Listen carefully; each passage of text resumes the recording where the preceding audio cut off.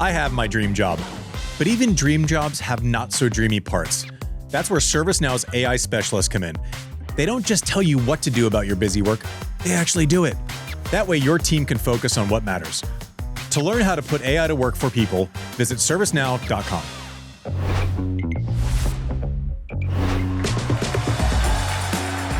Hey everyone, welcome to Serve, brought to you by ServiceNow. I don't know, it's like I feel like sometimes the quicker the matches go, the quicker our recap shows go. Like this was downhill traffic the entire way. Fery Zverev. Was there one last bout of magic at a certain point? Like you kind of work your way up the food chain, and I feel like reality came today. You want a theme for the day? Yep. Regression to the mean. Fun storylines coming in. If every match tells a story, sometimes they're textured novels and other times they're quick, short stories. This was honestly, you gave a very detailed breakdown. It just didn't come. Just one player outclassed the other. Some of this is probably a player not used to this phase of a tournament, maybe running out of steam, but just Zverev just superior literally in every single dimension. Yeah, I don't even know that it was the moment. Like, I feel like that takes away from the matchup almost. like where was Fery going to make gains against someone who is happy in long rallies, who can serve 140, and like his average second serve speed is 5 miles an hour slower than your average first serve speed. Like, I just don't know where Fery was going to make gains. We kind of talked about that last night. Props to Zverev because, he earned this matchup by beating, Lehechka and then Fritz, which has been a brutal matchup for him, even though Fritz was maybe a little bit compromised. But listen, pros and the top players, they handle situations, they put their heads down, they go to work. The best in the world are capable of making a match boring because of their pattern dominance, right? Like, I don't know, like Fery was fantastic. I couldn't have been more impressed. And also, I found myself at the desk asking before the third set, what adjustments can actually be made here? Is he going to all of a sudden take risk on serve? I don't know that he has 140 in his arm. Is he just going to start wildly coming in? That's not going to work. He tried to force balls line. He tried to mix up his return position. We've really only seen him in one return position. So he went back. Zverev went to forehand.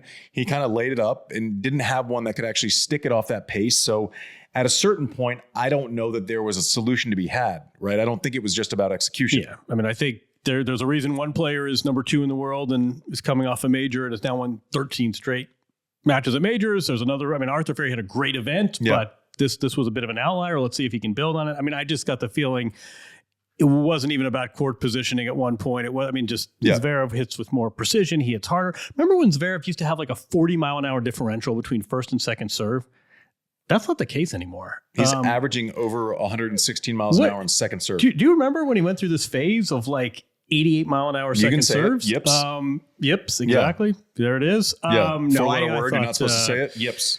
I think this was just 2 players playing at different levels. It just wasn't much of a... I think that the scoreline is actually probably deceptively close. It just, after the first set, it was all... And I heard a couple people say, okay, Fery, back to reality. That's not true either. He's in draws for the rest of the year. Back to his new reality. Seated at the Open, probably. So the way that this works that people need to understand is like, so it's not as if he's ranked 36, can use that ranking next week to get into tournaments. There's a 6-week kind of lag, right? So you basically, like the acceptance list for Roland Garros, or when you get into Roland Garros is accepted 6 weeks before the actual event takes place because they have to have some lead time, event fill, whatever. That's why Kwalinska needed a wild card to get into Wimbledon, right? She couldn't just automatically use her ranking. The entry acceptance list is a fair amount before. So we're looking midsummer, but going into the Open, he wins a couple matches. I'm assuming he has nothing coming off. He's probably defending nothing. There might be an injured player. Just to put a bow on that real quick, I think this is a good policy because what it does is it allows players to plan their schedule. And it's really less about the seeding than just, hey, am I going to take this trip and get into the main draw? So that's why we have this 6-week lag. Yeah. And so Zverev was just all class. He's been sneaky, kind of dominant this tournament. Like dropped a couple sets, but has been playing great. Listen, we'll talk about Sinner and Novak here in a second, and then we'll kind of maybe do a quick projection forward. I won't get too far into the men's final because we can frankly do that tomorrow. Sinner and Novak. Sinner 40 winners, 15 errors. Yeah. What happened to that what do we call the super fun site that was his forehand? Looked pretty clean today. It was unbelievable. Clean things up, right? Yeah, I mean, and that's what we said. If he's hitting on that, then there's a very, very clear place to hurt Novak. We did a little thing at the desk, and it was nice to kind of be able to explain because I had talked about that pre-match.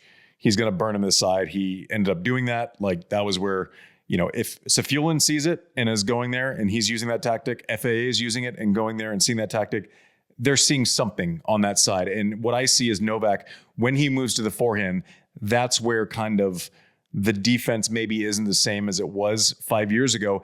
And Novak plays offense out of that corner way more. Like he'll be on the full run and like tag a forehand. You said that, yeah. So it's like the shorter, it's like even if he kind of goes big, you go to his back and you can't get through it. Like you're going 1, 2, 3, 4. You're having to work a lot harder. If you kind of set that up and then sling it forehand, that it's either going to end one way or the other pretty quickly. So there is an out. One shot I was obsessed with today. One single shot that Sinner hit. So sets the tone forehand, goes big forehand, works back in, then pulls it forehand, working. It's like when a boxer sets up a punch. Break point in the second set. All of a sudden, Sinner's moving left, has kind of a chip in his sights. So Novak obviously has to respect the pattern that's been established by Sinner, right? So his movement is back. Oh, I know what you're talking about. Backs up 2 or 3 feet. You have to kind of shade forehand. Sinner drops underneath it, hits a perfect drop shot like inside out. My question is, and we'll never know the answer to this, how long had he been thinking about that being so open that it would work? And did it just happen to come on a big point like that? A nod to Carlos Alcaraz. Remember Jannik Sinner said that Carlos has forced him to work on his drop shot, a shot he doesn't practice much. That had Roger written all over it. Didn't that remind you of Roger on grass? The shot was phenomenal. And also the process. That doesn't just all of a sudden become open. You create the space to play a shot like that over the course of the first hour of that match, right? You set the pattern, then all of a sudden Novak has to shade movement. If we're seeing the pattern, Novak knows the pattern, Jannik knows the pattern. He set that one up perfectly and then landed the uppercut like when he saw space. That shot specifically was fantastic. That reminded me. So that's what Roger would do on grass and just soften you up, open the court. I mean, it's funny too, because you talked about the forehand, we talked about the drop shot now. I mean, this is against as good a returner as this sport is known. One break point. Yeah. The only other time that he had ever played a match, one time in his entire career, had played a match where the opponent hadn't faced a break point. That opponent was Jannik Sinner, and that was in Australia 2.5 years ago. So I thought he was going to do it again. Mike, you got something? Yeah, I just want to read you a quote from Novak's press conference. I thought this was really, really interesting. This came in the context of him saying that, I just lost to a better player. I have to accept it. And it was kind of a dumb question that he was asked, but ultimately he got to this. He said, he was playing so solid from all ends. I mean, very difficult to read his serve. Incredible weapon it has become over the last couple of years since he changed his technique. Of course, he's as solid as anyone, really, from the backcourt. That's it. You guys talked about forehand. You talk about drop shot. Can you talk a little bit about his serve and what that means for this matchup in the finals? Yeah, he's one of the things I respect about Jannik so much is that he's as good as he is and is also completely open to the thought of progress, even so he's gone from, basically jumping off of 2 feet, the platform serve into pinpoint. Last year at the US Open, his percentages were bad. I think he was like under 50% or right around there in the final against Carlos. They worked on bringing his toss back, was kind of searching too far forward. His first serve percentage went from like 49% in that US Open final, maybe around 50% for that entire tournament. For the rest of the year, it was 67% off of that adjustment. So now you take his ability to swing it wide with kind of the bringing his foot up now, and then you up the first serve percentage, and by virtue of that toss being fixed now, he also goes big on the second into the body. So he's kind of made all of these little adjustments on his serve in real time. Like, it's not as if he's taking 6 months off to do it. He after US Open, he implemented the change like straight away. And maybe he can do that because, he doesn't have a lot of the concerns.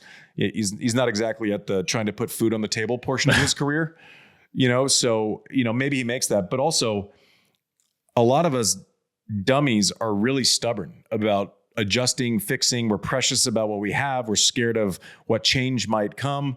Sinner, if he's missing his forehand, he's going to fire. We talked about that, the shooter mentality. If there's an adjustment to be made, he's open, even as number one or sometimes number two in the world.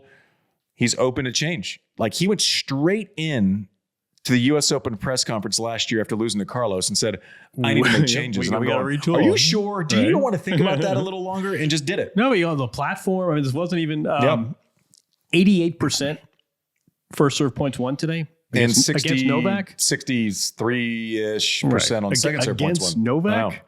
I like what you said last night because it was really prescient. I must credit you for that. We're talking about regression to the mean. Yeah. These outlier stats in Australia, these came home to roost. And there was no, Novak, one sniff, one break point, didn't convert it. And none of this 2 for 18 either. Jannik actually saved a number of break points, but Novak actually saved a number of break 13, points, but he basically got one break in each set, 4-4-4. I do think, look, Novak doesn't need anyone's career advice. No. I do think I'm not sure I've ever seen this situation in sport where here's a guy, I think it was his 5th event of the year, and he rocks through to the semis. Life's great. You say, why on earth would you ever retire when you're making major semifinals this breezily? You're having fun, you're making money, you have fame. And yet here's a guy who set the standard for so many years, hasn't won a major now in 3 years. Realistically, this is probably 23 US Open. 23 US Open, right? I think so. Realistically, that the chances are stair-stepping down. He's got to be A+ to beat these top guys who are 15 years younger. So on the one hand, you say, God, this is a crazy conversation. You're getting the semi. You're having a Wimbledon that 90% of the players would do cartwheels.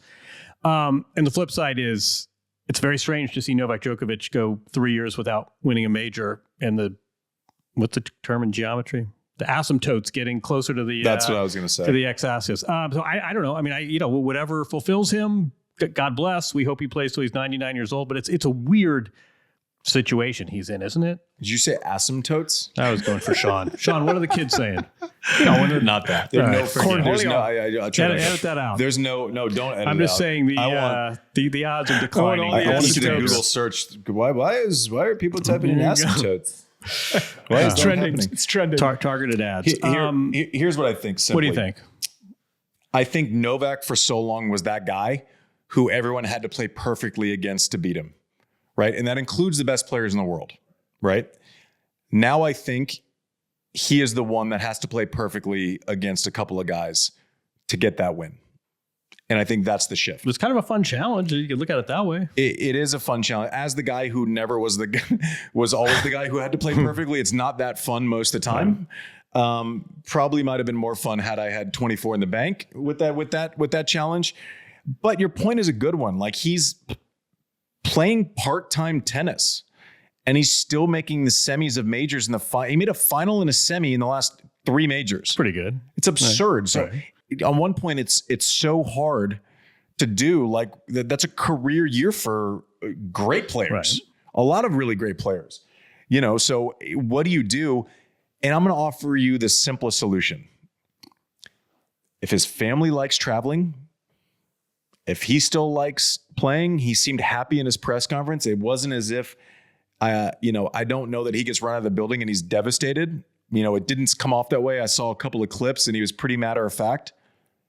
He might just enjoy it. That's what, yeah. I'll give you another one. I saw you late. I saw his wife afterwards, and everyone seemed cool.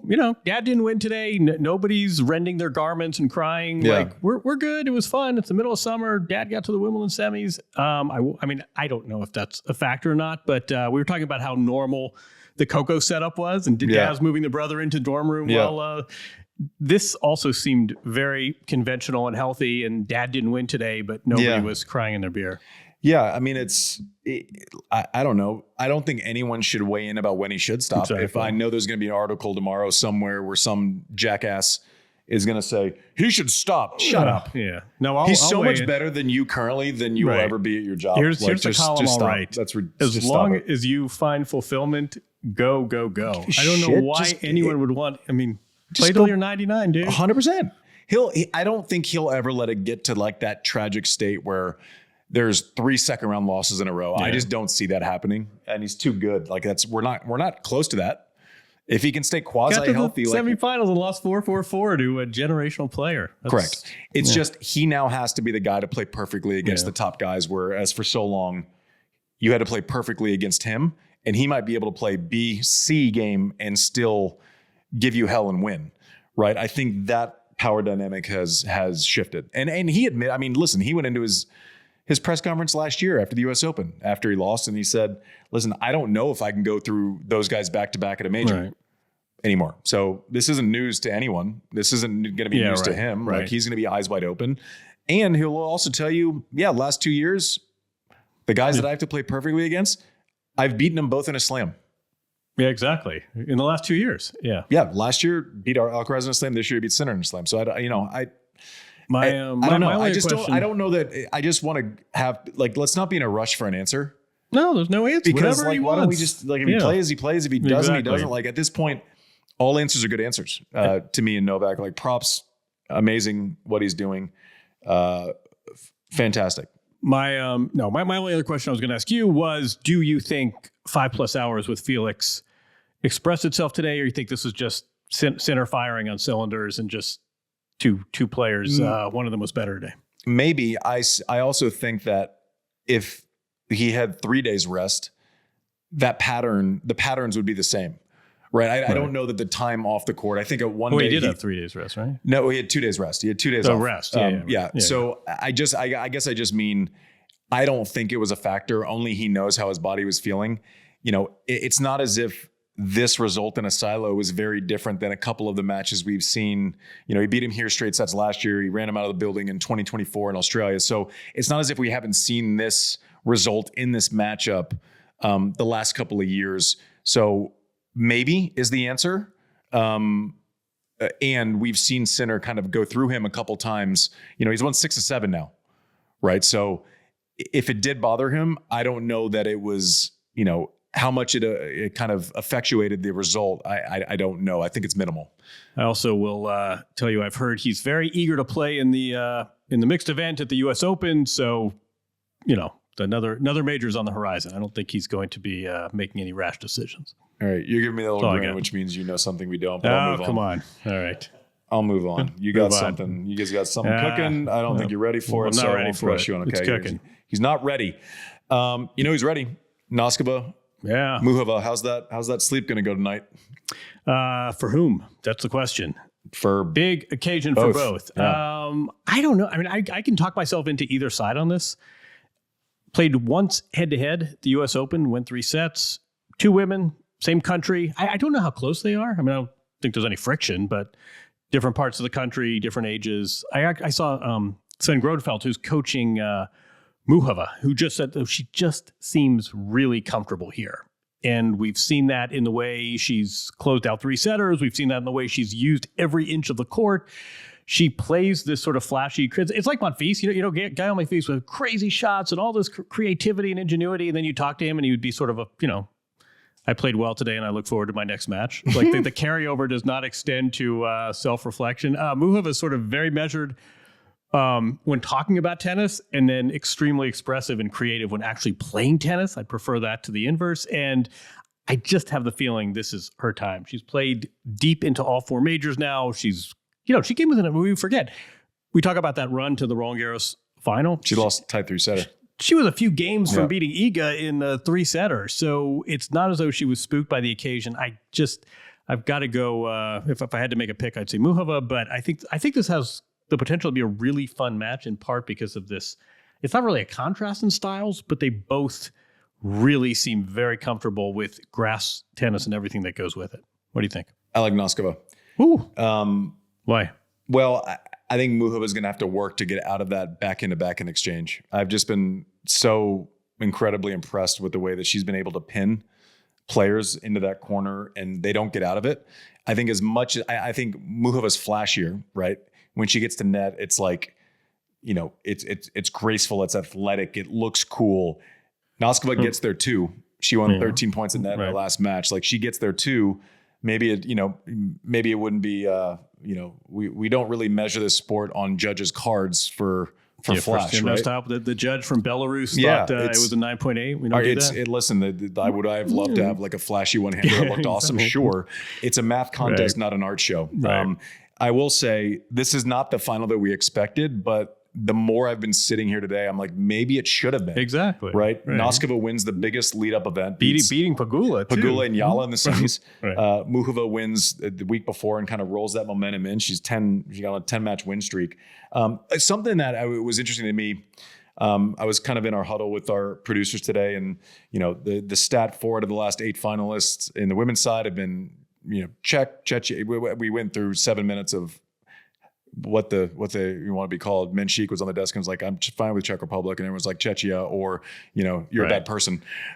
So we'll get it right one way or the other. But they go, why are the Czech women so good on grass? Best thing I can come up with is you grow up there, you're playing indoors. It's a low bouncing fast court. From the time you're 7, 8, 9, 10 years old, when you're building the foundational skills of your game, it's a fast, low bouncing court more often than not indoors in that part of the world, right? When a court gets worn out, right? You see it sometimes when you get guys from like Minnesota or Ohio who have played on indoor courts that maybe don't get resurfaced every single year. Gets down, the way that those shots come off and the way that you kind of develop points is similar to grass. A chip works, stepping inside and playing deep through the middle works. A lot of things that they probably practiced when they were kids before. I don't know. I'm might be projecting before you move somewhere else to get, competition in academies and the whole thing. The foundational elements lend themselves to kind of translating to a grass court type surface. That's good. That was the best answer I could come up with. I went to Prague in April for a story basically on this theme. They just did it. It was for TNT's Roland Garros coverage. We just were a major too early. A few interesting things. I think that's good. And, I think and you're a right. Surface too early, but there is success on clay. There's success, including. Even the girls champion trains in Prague. These women and girls stay in the Czech Republic. It's not like they all fan out and go to Monte Carlo. Okay, they all go back to the they're sort of various clubs, one in Prague, one in BRNO. I don't want to pronounce that. I also think, let's not forget the grand dame of Czech tennis was quite a good grass player. Kvitova. And sort of Martina. And Martina, and then I was going to say Kvitova won twice on grass too. Right. But Martina. I will say that there's a lot of credit taken. Like we were doing like flashbacks of like Americans through like the 70s and 80s, and they were like, Martina. I'm like, we're going to have to really be specific about those timelines, Exactly. I also think, I think you have a good point. Everyone's like, this is crazy. The weather isn't conducive to tennis. And you're like, you know what? You move inside, you play on a slick court, you learn to attack. Correct. And here's the, there is also an emphasis on athleticism and training. And this is not all hit 5,000 forehands at an academy. This is agility drills indoors and outdoors. But it's really extraordinary. Just the sheer numbers of it and the fact that it comes to bear here on grass. It's a great story. We have these hotbeds in sports. It's Kenyan marathoners and Chechnyan fighter. It doesn't. But this Czech women's tennis, if you sort of look at population and look at where they play tennis, which is basically everywhere, this is really an extraordinary hotbed. And I know that it's time relevant to project that system onto Wimbledon, make it super specific. They kind of win everywhere too. Like it's not as if they own. Muchova, we talked about, she almost won the French Open. Now she's on grass at Wimbledon. But I think specifically for the reasons aforementioned, you don't often see a Czech player who comes to grass and has no idea what they're doing. Like that really doesn't happen too often. Where are you going this summer? For I don't know. What's your next tennis event? That's a good question. I might pop into Cincinnati. Okay. Ooh, yeah. So here's oh yeah, sorry, Mike. But anytime you say Cincinnati, here, watch this. Watch this. Right? Yeah. Let's just do a stress test. Yeah. Oh wow, I know this great restaurant in Cincinnati. Skyline?